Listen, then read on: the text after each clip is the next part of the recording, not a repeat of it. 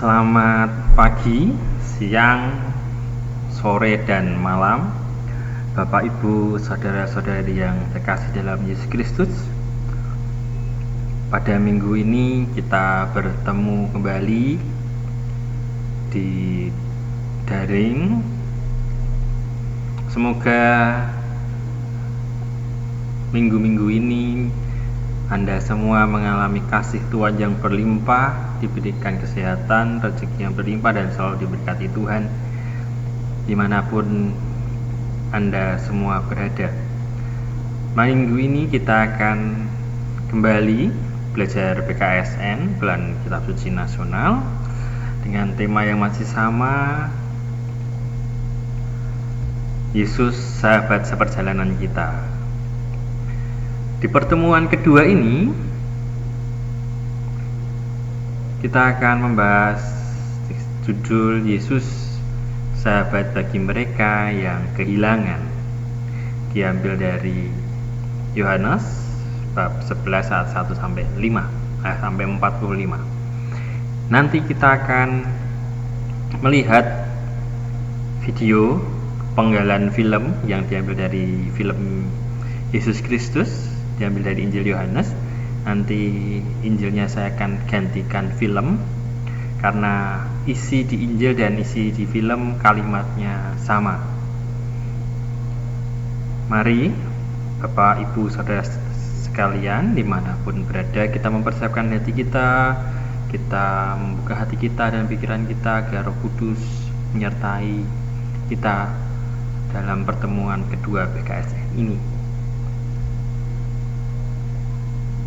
Dasar pertemuan kedua, ada banyak orang yang kehilangan anggota keluarga, sanak saudara, sahabat, dan kenalan sejak merebaknya pandemi COVID-19, menggoreskan luka di hati mereka yang ditinggalkan, akan melahirkan kesedihan, melahirkan duka yang mendalam karena ditinggalkan oleh orang-orang yang kita cintai, orang-orang yang kita kenal.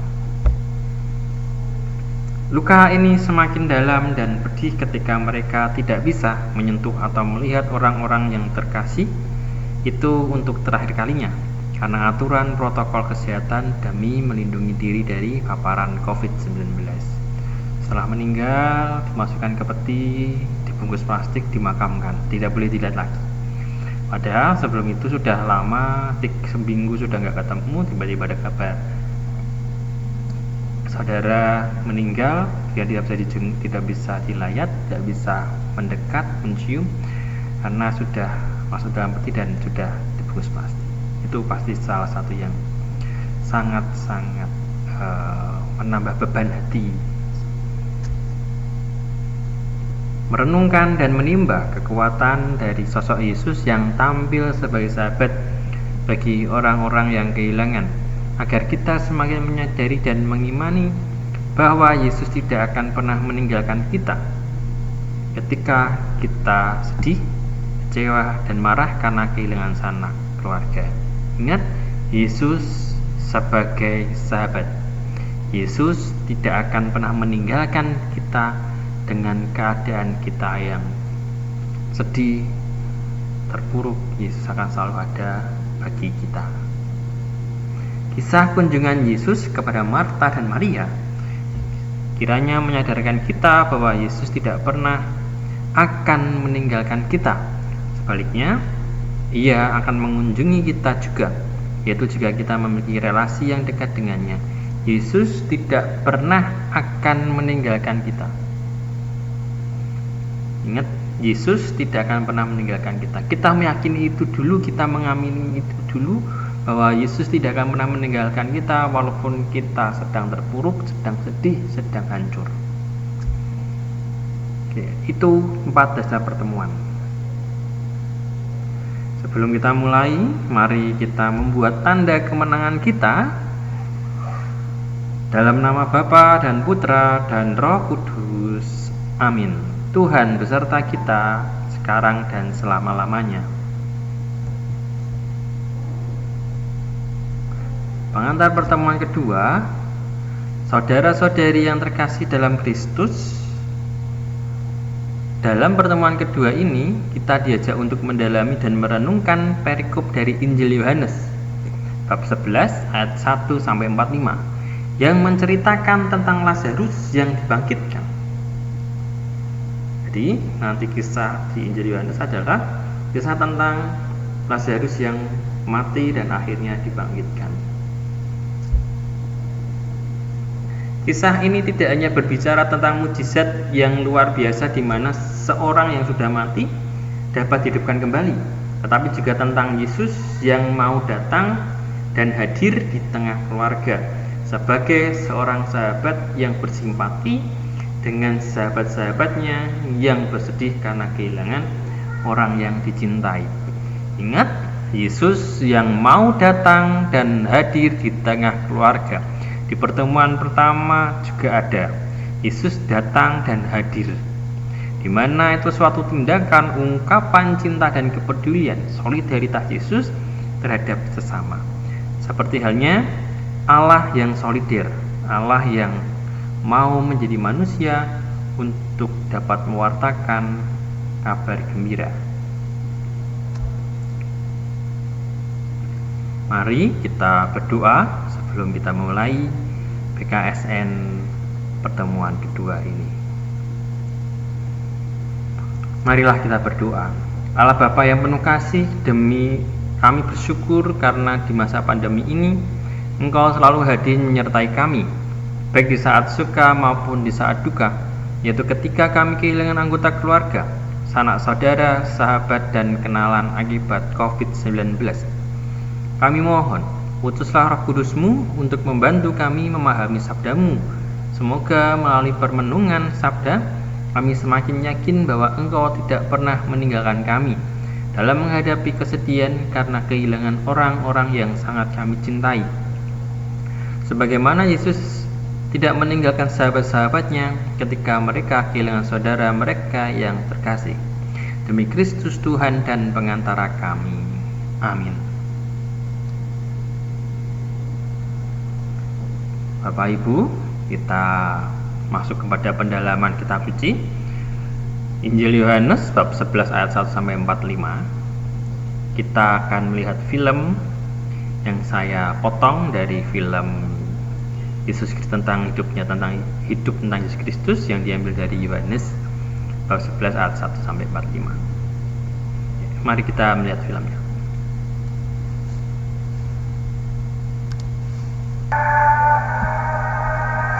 A man named Lazarus, who lived in Bethany, became sick. Bethany was the town where Mary and her sister Martha lived. This Mary was the one who poured the perfume on the Lord's feet and wiped them with her hair. It was her brother, Lazarus, who was sick. The sisters sent Jesus the message, "Lord, your dear friend is sick." When Jesus heard it, he said, "The final result of this sickness will not be the death of Lazarus. This has happened in order to bring glory to God, and it will be the means by which the Son of God will receive glory." Jesus loved Martha and her sister and Lazarus. Yet when he received the news that Lazarus was sick, he stayed where he was for 2 more days. Then he said to his disciples, "Let us go back to Judea." "Teacher, just a short time ago the people there wanted to stone you. And are you planning to go back?" "The day has 12 hours, doesn't it? So those who walk in broad daylight do not stumble, for they see the light of this world. But if they walk during the night, they stumble, because they have no light. Our friend Lazarus has fallen asleep, but I will go and wake him up."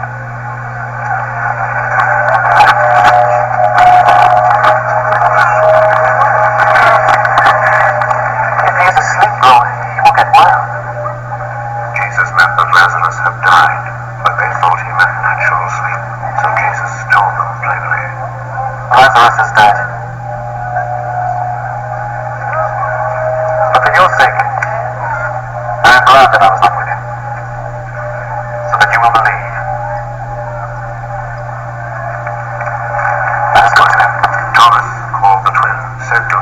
disciples, "Let us all go along with the teacher, so that we may die with him."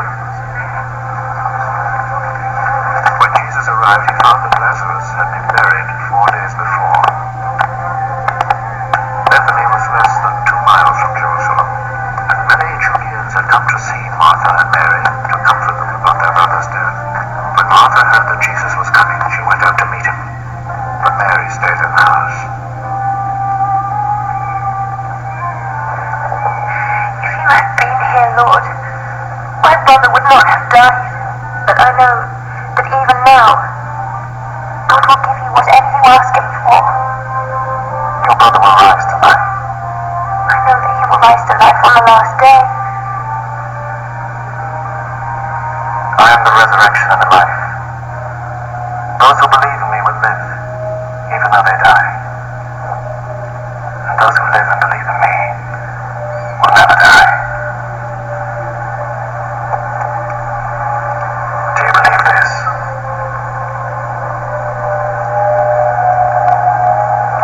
Yes, Lord. I do believe that you are the Messiah, the Son of God, who is to come into the world. After Martha said this, she went back and called her sister Mary privately.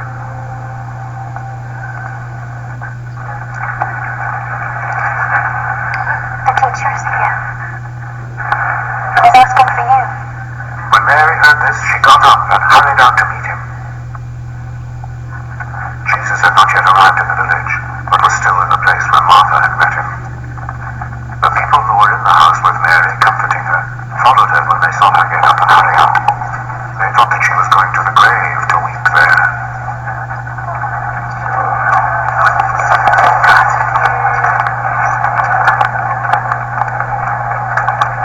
Mary arrived where Jesus was, and as soon as she saw him, she fell at his feet.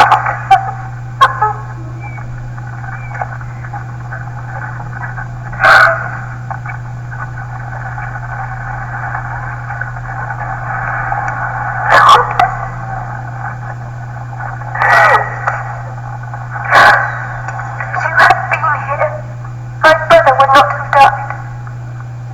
Jesus saw her weeping, and he saw how the people with her were weeping also.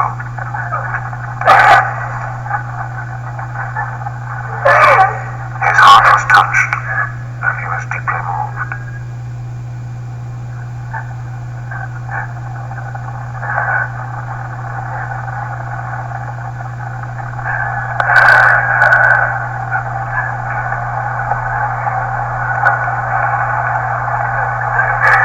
Where have you buried him? Come and see, Lord.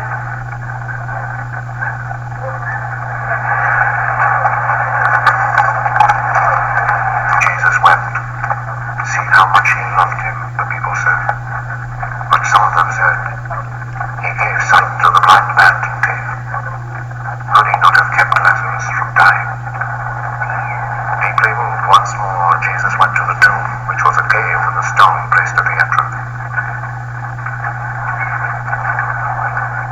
Take the stone away. It will be a bad smell, Lord. He has been buried 4 days. Didn't I tell you that you would see God's glory if you believe?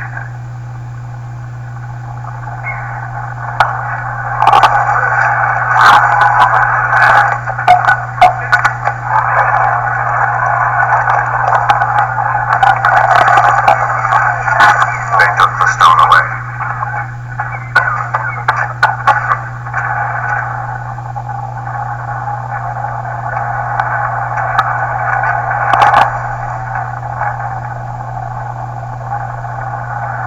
Jesus looked up. I thank you, Father, that you listened to me. I know that you always listen to me. But I say this for the sake of the people here, so that they will believe that you sent me.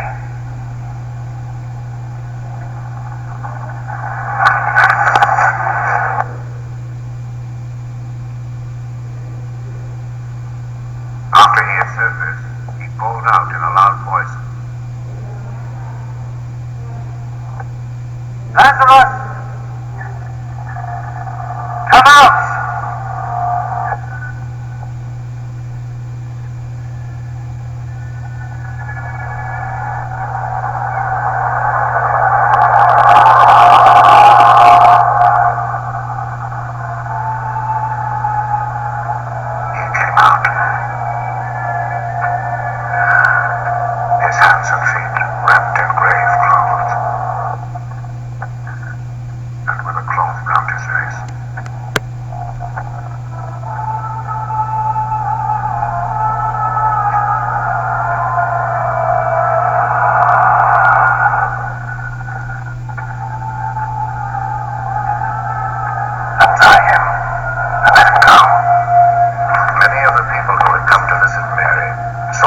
Jesus did, and they believed in him.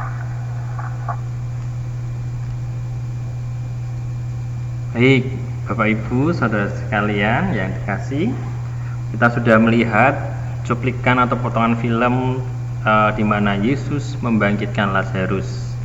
Kita masuk ke pendalaman teks Yohanes bab 11 ayat 1 sampai 45. Ya. Pertanyaan pertama, mengapa Yesus menunda keberangkatannya ke Betania untuk mengunjungi Lazarus yang sedang sakit? Lihat ayat 4 dan sampai 6. Jenengan Anda semua bisa melihat, membuka kitab sucinya. Jika tadi lupa, tadi sudah dijelaskan di film, sudah ada jawabannya. Yang pertanyaan kedua, apa tanggapan Marta atas kedatangan Yesus di Betania setelah Lazarus dimakamkan 4 hari? Apakah dia percaya bahwa Lazarus akan dibangkitkan Yesus? Lihat ayat 27 sampai 27, ayat 20 sampai 27.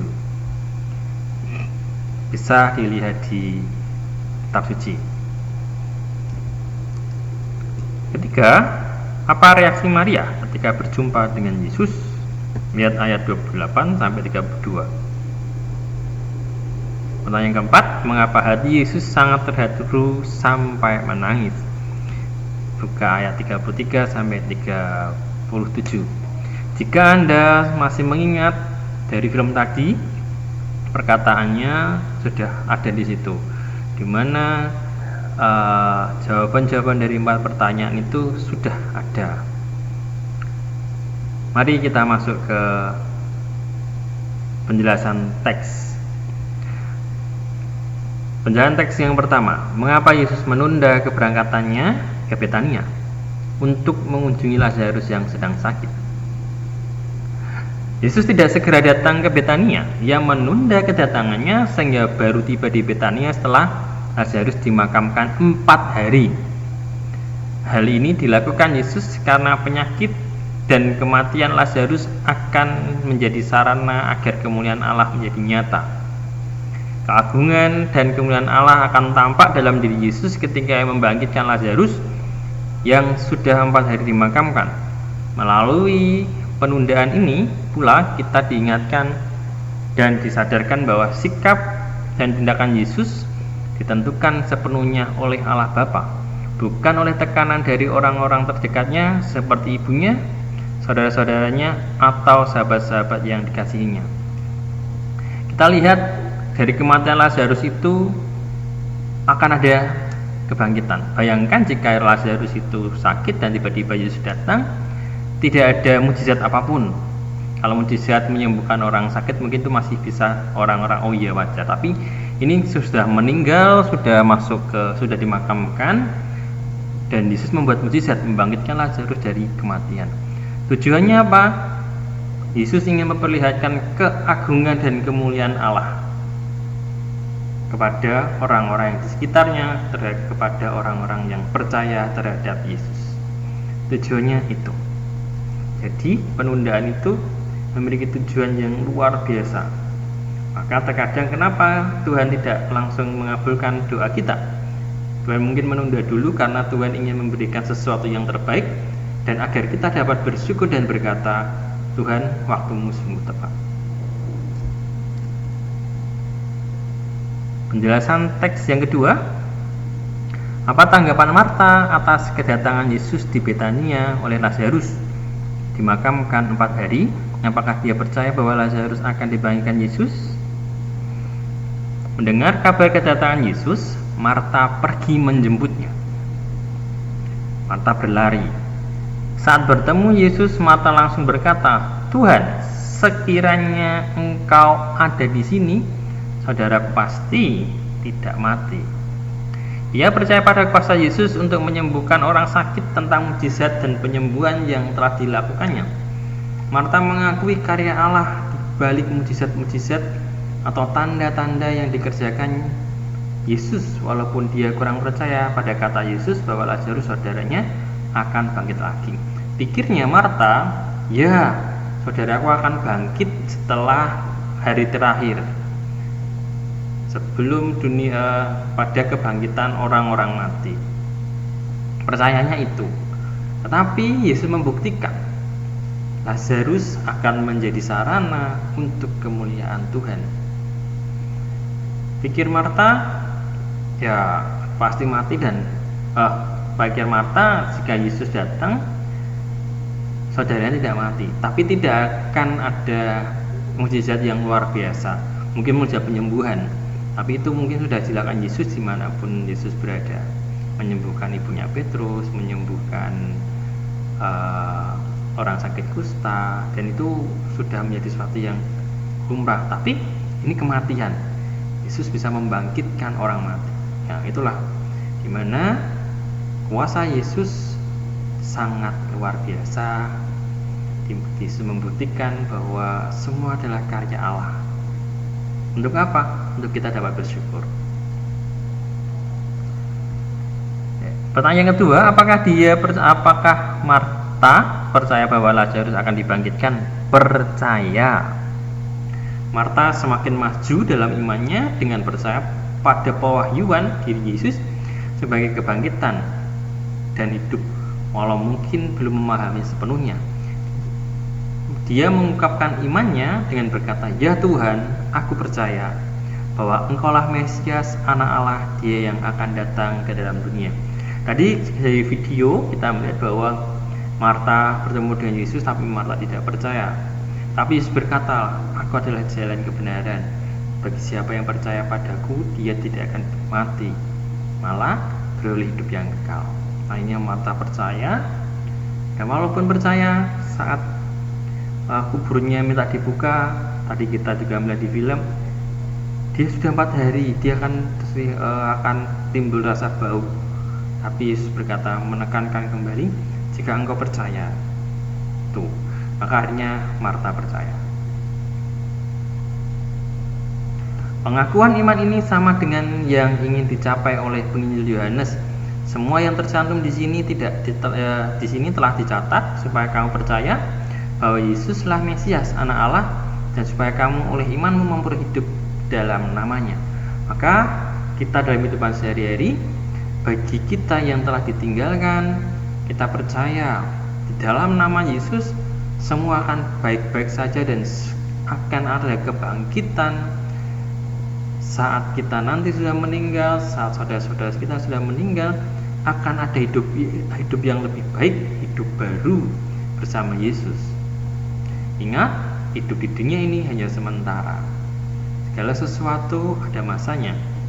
Maka kita yang percaya pada Yesus, kita akan diselamatkan dari dunia ini dan akan bersama Yesus di kerajaan surga. Oke. Penjelasan teks yang ketiga. Apa reaksi Maria ketika berjumpa dengan Yesus? Maria segera bangkit dan pergi menjumpai Yesus setelah diberitahu oleh Marta secara pribadi. "Guru ada di sana dan ia memanggil engkau." Ketika berjumpa dengan Yesus, Maria tersungkur di depan kakinya. Hal ini mengungkapkan banyak arti. Tindakan Maria ini bisa mengungkapkan kesedihan, permohonan, dan hormatnya kepada Yesus sebagai gurunya. Maria lalu mengatakan persis seperti yang dikatakan Marta, "Tuhan, sekiranya engkau ada di sini, saudaraku pasti tidak mati." Sama seperti Marta, kata-kata Maria ini mengungkapkan imannya yang bercampur dengan kekecewaan. Ia juga mengungkapkan kesedihannya secara terbuka di hadapan Yesus. Walaupun Lazarus sudah dikubur 4 hari, namun Maria masih menangis sedih. Jelas di mana Maria mengungkapkan kedekatannya dengan Lazarus, dia kehilangan orang yang dia cintai. Dan akhirnya pun dalam hati Maria kecewa, "Yesus kenapa tidak datang dari kemarin-kemarin? Kalau kau datang kan saudaraku ini tidak mati dan aku tidak bersedih." Nah, tapi Tuhan punya rencana lain. Sekali lagi ya, Tuhan punya rencana lain. Begitupun kita. Ya Tuhan kok tidak datang-datang ya Tuhan, kok doaku tidak terkabulkan ya.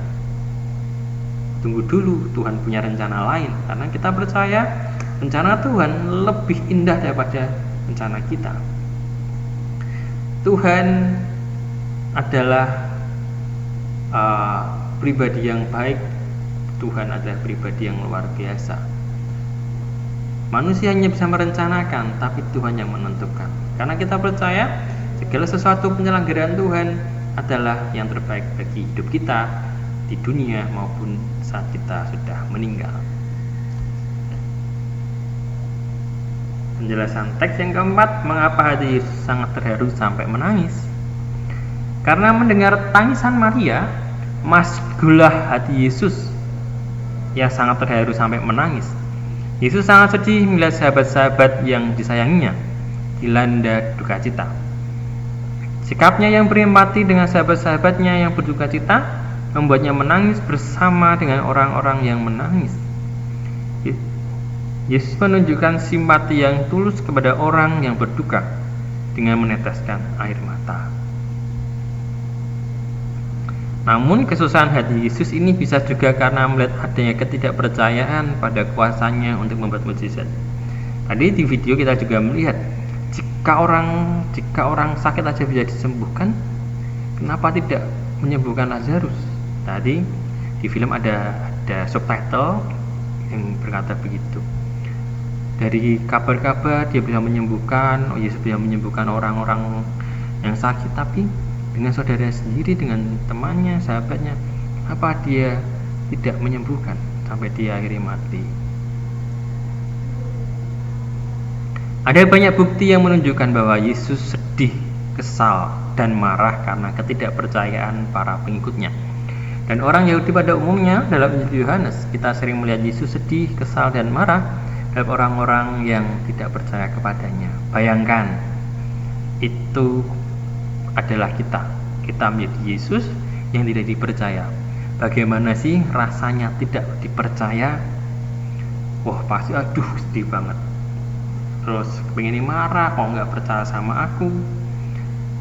Itu Yesus. Loh, kan Yesus Tuhan. Ya, tapi di sisi lain dia juga manusia. 100% manusia, 100% Tuhan. Ya, dimana sisi kemanusiaan Yesus kesal dan kecewa, sedih, kok nggak dipercaya ya?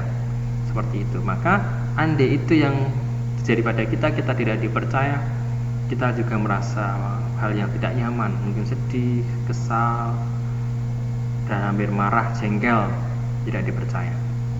Nah, maka dari itu secara pribadi kita harus percaya terhadap Yesus Kristus sendiri. Jika kita mengimani Yesus sebagai juru selamat, kita harus percaya pada penyelenggaraannya. Hidup kita sudah diatur oleh Tuhan, tinggal kita menjalani hidup ini lebih baik untuk mewartakan kerajaan Allah. Kita percaya Tuhan selalu memberikan penghiburan bagi orang-orang yang berduka cita. Sharing dengan aksi nyata. Ya, ada beberapa pertanyaan. Yang pertanyaan pertama, apakah aku dan atau keluargaku pernah mengalami perasaan mati atau kehilangan dalam hidup ini? Yang kedua, sejauh mana aku menyadari kehadiran Tuhan dalam peristiwa sedih dan getir? Apakah aku masih memiliki iman bahwa Tuhan akan datang mengunjungiku? Yang ketiga, pernahkah aku dan atau keluargaku mengalami mukjizat yang luar biasa dan tidak masuk akal dalam hidup? Bagaimana reaksi dan sikapku ketika mengalami hal itu? Apakah semuanya itu semakin menambah dan menguatkan imanku kepada Tuhan? Atau aku menganggapnya sebagai kebetulan belaka? Yang keempat, sudahkah aku bersikap seperti Yesus yang datang dan hadir untuk memberikan penghiburan dan semangat hidup bagi orang-orang yang mengalami kesedihan karena kehilangan orang yang dicintai? Yang kelima, apa aksi nyata yang akan aku lakukan selama seminggu ke depan bagi sahabat atau tetangga yang mengalami kesedihan karena berbagai alasan? Nah, tulis sharingnya di kolom komentar untuk saling berbagi dan saling menguatkan, karena sharing ini adalah sesuatu wujud nyata kita dari peristiwa kita dalam kehidupan sehari-hari. Maka bagi kita yang sudah diselamatkan, bagi kita yang kehilangan, kita selalu saling memotivasi sama kita. Karena apa? Kita ada untuk orang lain agar hidup kita berguna bagi orang lain. Mari kita masuk ke dalam doa umat. Tuhan, kami mengucap syukur kepadamu atas segala sesuatu yang telah Engkau berikan untuk kami. Kami berdoa bagi saudara kami yang telah berpulang karena COVID-19. Semoga Engkau mengampuni dosa-dosa saudara kami dan memberikan tempat terbaik di surga. Kami berdoa juga bagi keluarga yang ditinggalkan. Semoga Engkau memberikan penghiburan dan keselamatan di dalam Yesus Kristus. Dan semoga kami semakin memahami karya-karya-Mu dalam hidup kami. Untuk itu kami mohon, kabulkanlah doa kami ya Tuhan. Mari kita satukan doa ini dengan doa yang telah diajarkan oleh Yesus Kristus sendiri. Bapa kami ada di surga, dimuliakanlah nama-Mu, datanglah kerajaan-Mu, jadilah kehendak-Mu di atas bumi seperti dalam surga. Bila kami bersih pada hari ini dan ampunilah kesalahan kami, seperti kami pun mengampuni yang bersalah pada kami. Dan janganlah masukkan kami dalam pencobaan, tetapi bebaskanlah kami dari yang jahat. Amin. Mari kita lanjutkan dengan doa penutup. Marilah kita berdoa. Allah Bapa yang Maha Pengasih, kami bersyukur atas sabda-Mu yang telah kami dengarkan dalam pertemuan ini. Kami mohon kunjungilah keluarga kami dan jadikanlah kami sahabat-Mu dan sahabat bagi keluarga-keluarga yang mengalami kehilangan. Bantulah kami juga dengan kehadiran Roh Kudus-Mu agar kasih dan semangat Yesus selalu hadir di tengah keluarga, sehingga kami mampu berempati dengan sesama yang menderita dan sedih karena kehilangan orang-orang yang dicintai. Demi Kristus Tuhan dan pengantara kami. Amin. Marilah kita memohon berkat Tuhan. Semoga Tuhan beserta kita sekarang dan selama-lamanya. Semoga kita sekalian dilimpahi berkat Allah yang Maha Kuasa, dalam nama Bapa dan Putra dan Roh Kudus. Amin. Bapak Ibu, terima kasih atas waktunya, terima kasih atas atensinya, mau melihat, mau mendengarkan video PKSN pertemuan yang kedua ini yang saya buat. Semoga hidup kita semakin berarti, hidup kita semakin dekat dengan Tuhan. Di dalam Yesus Kristus kita percaya akan ada keselamatan setelah dalam hidup kita maupun setelah kematian. Karena Yesus sudah berkata, "Akulah kebangkitan dan hidup. Barang siapa percaya kepadaku, ia akan hidup walaupun ia sudah mati. Dan setiap orang yang hidup dan yang percaya kepadaku tidak akan mati selama-lamanya." Yohanes bab 11 ayat 25-26. Sekali lagi, terima kasih atas waktunya. Jika ada salah kata, kekurangan, saya mohon maaf yang sebesar-besarnya. Dan saya mengucapkan berkah dalam.